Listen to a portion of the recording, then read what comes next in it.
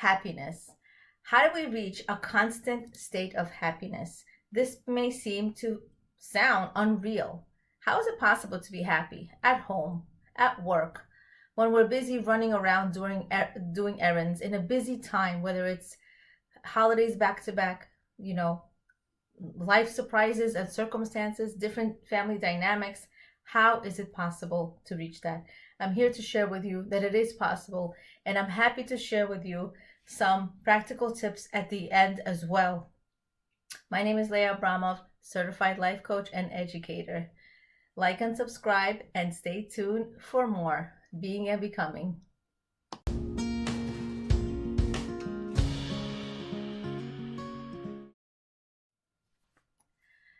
Experiencing a constant state of happiness is definitely possible. Happiness is not a destination. It's not whether you have it or not. It is part of our journey. We are the people who create happiness. How do we create happiness? The answer is by making other people happy. The more moments of happiness you create, the happier you will be. Happy people are creative. Making a home is one of the most creative jobs there is because a homemaker has to know something about everything. She has so many different roles and tasks, whether she's a chef, baker, cleaning lady, organizer, therapist, tailor, even to sew a button, nurse, occupational therapist, speech therapist, physical therapist, teacher, designer, moderator, decorator, counselor, and more. Happy people are committed to their work. Their commitment makes them feel needed and useful. So let's be committed to our homes. We don't want to be somebody else. Happy people appreciate who they are. Be you to the best of your ability, for happiness is within your reach. Happy people use their talents and potential to the fullest.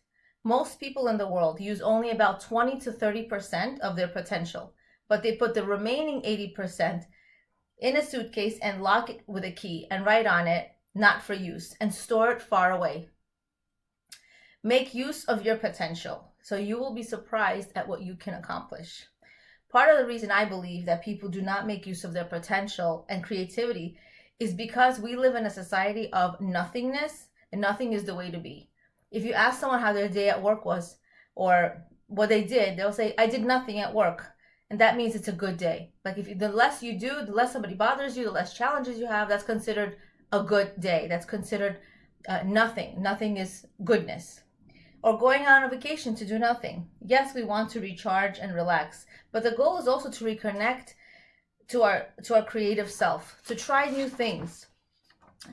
And part of our vacation is so exciting until maybe about the 5th day is that it is new. It is a new experience. It's something not happening day to day in your life. It's a new experience. Whenever anything is new and exciting, for example, laws of family purity or taharat mishpacha, delivers newness to a marital relationship, or peace after an argument enables a couple to be closer together as they become a newer and a more connected couple. Some people think that happiness is something out there, something you have to go looking for. New dresses don't give us happiness.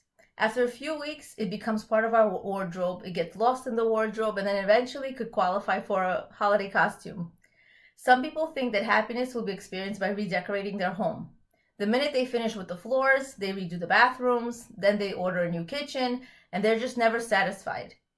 Others aren't happy in their jobs at work. They think they'll be happy if they change jobs.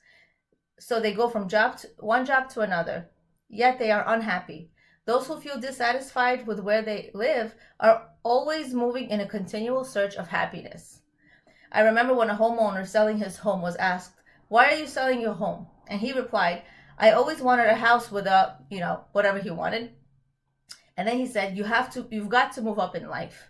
And so this man, in my perception, is mistaken. Moving up in life is not having more or bigger. You can want and have more, but that does not mean you are moving up in life. You are moving up in life if no matter what circumstances Hashem puts you into your life, that you're happy with what you have. We have to remember that happiness is not outside of me.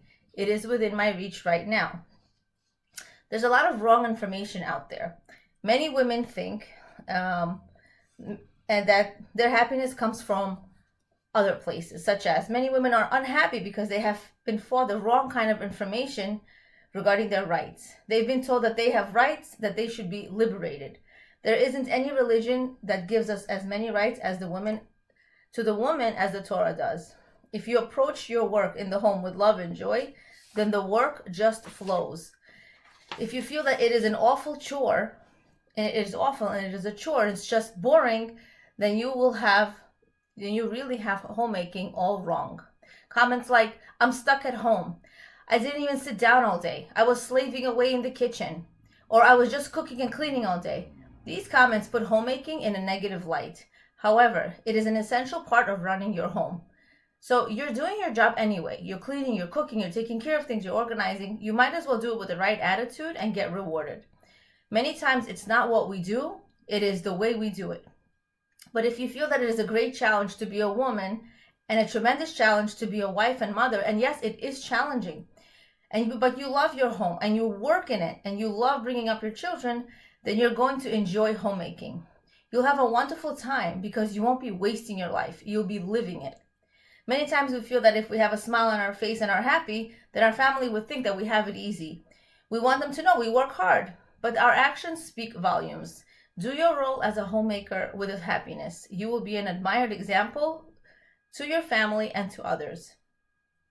So true happiness actually comes from giving other people happiness.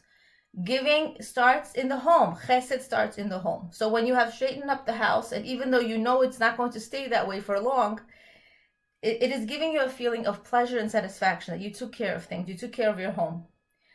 So for example, how do we give to our families? How do we give to our children? How do we give to our home in a way that makes us feel good? Because giving to others is actually true happiness. When you make someone feel happy, that's your happiness. So how does it look like in the home? Making your child their favorite sandwich, even though they don't prefer your dinner. So they prefer a different one, and you're taking extra time just to make them their favorite sandwich.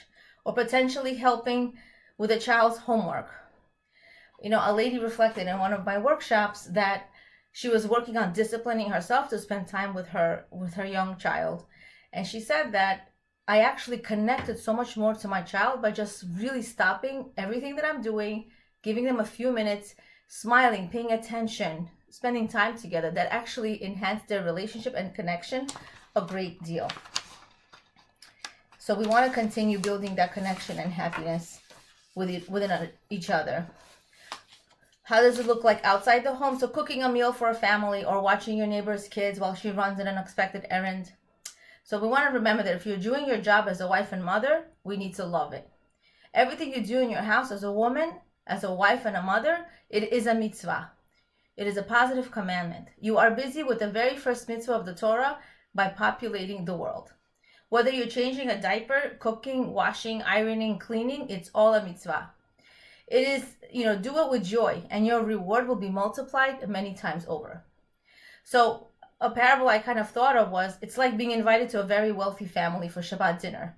How they, you remember how they hosted you, but the biggest impression is the manner in which they hosted you. The fact that it was beautiful won't really make a good impression on you. That everything was clean, it will not make a good impression on you. Or that the food was delicious. What's going to make a biggest impression on you is that you will have the greatest impression of how the host attended to you. Enthusiastically, happily, attentively, asked you about your life, had a great conversation, asked how the food is, and if you have a preference, if you have allergies. That's what's going to enable you to actually like or love the people who invited you, the wealthy host. So it's how you do what you do. It's not really what you do. True freedom, according to our Torah, our sages, is being given rules, boundaries, and commandments. So sometimes people may have a misconception that happiness is doing whatever I want. That's not happiness. Even children, when they're raised, happy children are raised with boundaries and structure. Those are happy, emotionally healthy, spiritually healthy kids. As long as the parents are working on them and their connection and relationship, children need structure. That's what great educators do say. And that will enable them to be happy children as well. So in the home, if you approach your work in the home with love and joy, the work will naturally flow. But if you feel that it is awful, that there should be equality between husbands and wives regarding home responsibilities, then you are never going to love your home. Marriage is 100% in and nothing being expected back. Does that mean that we should be a doormat and do everything? No, it means that you manage the home. Maybe you delegate responsibilities, you get cleaning help, or you make life simpler and easier, such as buying store-bought items instead of homemade items or getting babysitting help. But if you feel that it's a great challenge to be a woman and a tremendous challenge to be a wife and mother, bringing up the children and loving your home, and it's going to be easier for you to actually do what you do with the right attitude. I heard a quote that goes something like this: your life does not start when the kids go to bed. They are life.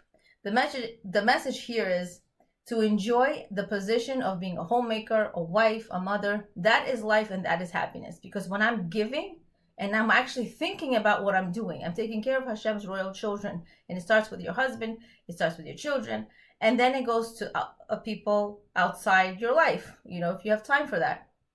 So it's important for us to understand that it is up to us to create our own happiness. Every day has its moments of happiness. You will be happy every day if you work on being happy every minute.